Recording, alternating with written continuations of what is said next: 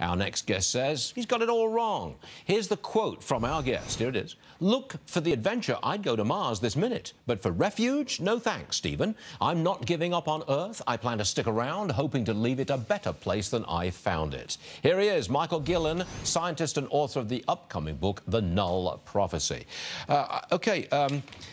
Where is Hawking so totally wrong that the Earth is doomed within 100 years?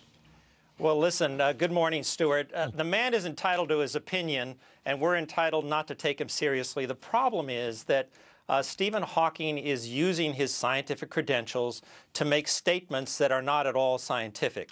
He knows, I know, that science is a lot of things, but it does not have the power to look into the distant future and predict a specific outcome. And he, of all people, should know this because when he was 21 years old, doctors diagnosed him with Lou Gehrig's disease. And then when they looked into all the latest medical science, they said, you know what, you're not going to survive beyond 25. And now he's over 70 years old. So, yeah, he can keep making these sensational prognostications. But if he does, I recommend that he should leave the University of Cambridge and join the psychic hotline, or better yet, Hogwarts, where he can become the professor of clairvoyance with a little peaked hat. Now, he's basing his gloom and doom forecast essentially on climate change. That's what it's all about. Not just that. Not just that. What else? That's that. Overpopulation. He's worried about these near-Earth objects that come perilously close to impacting the Earth. He's talking about drug-resistant diseases. There's a whole laundry list. And believe me, yeah, I mean, I'm on board.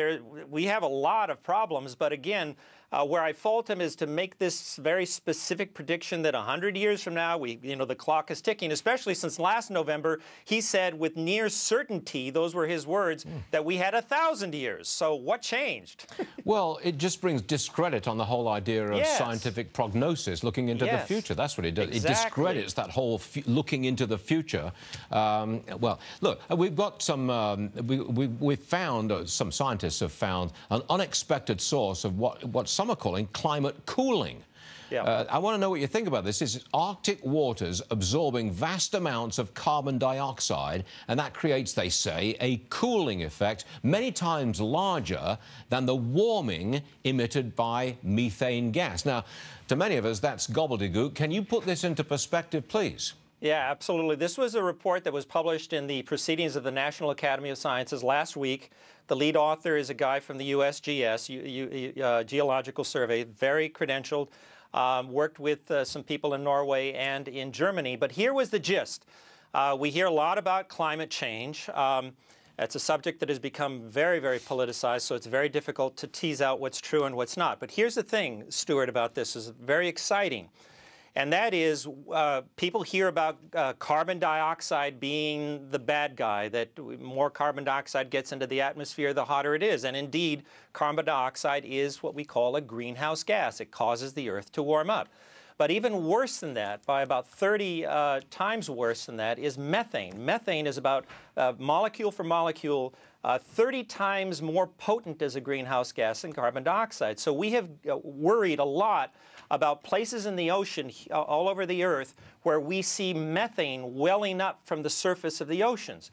And so these scientists went to the Arctic, just off the coast of some, Norwegian islands, expecting to measure how terrible this was, that this methane was coming up from the surface, from the bottom of the Arctic Ocean there, getting into the atmosphere and causing warming. Well, what did they find?